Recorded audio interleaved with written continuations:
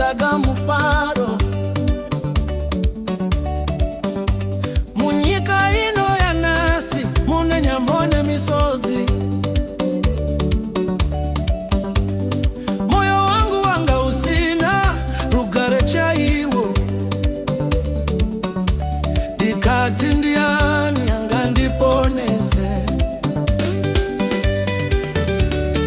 Murwiri ndimi Yesu murwiri wangu makauya mukandisimudza kuva muri maguru.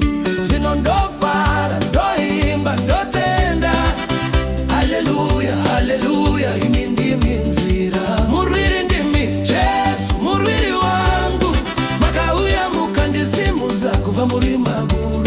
Zvino ndofara ndoimba ndotenda haleluya haleluya imi ndimi nzira.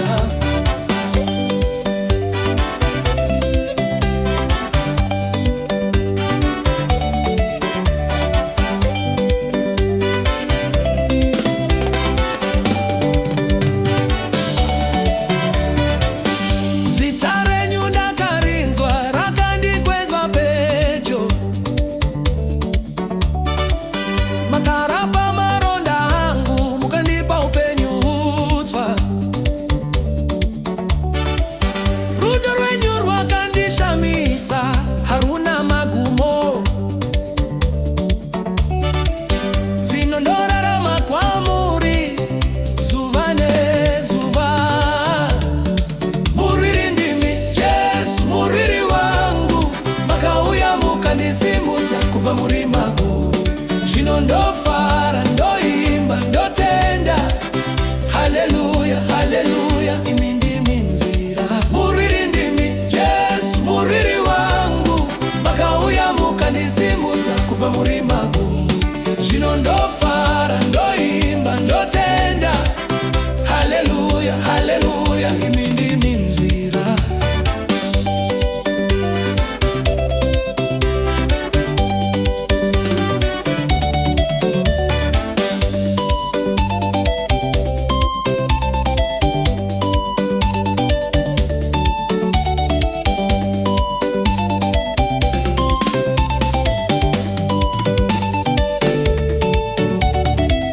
Wamangadzirire oshotitinire gitare rangu richirira ndichikurumbidzai. Ngatitambe tose tichipemberera nekuti mune simba Mwari wemasimba ose. Murwiri ndimi Yesu murwiri wangu makauya mukandisimudza kubva muri maguru. Zvino ndofara ndoimba ndotenda haleluya haleluya imi ndimi nzira.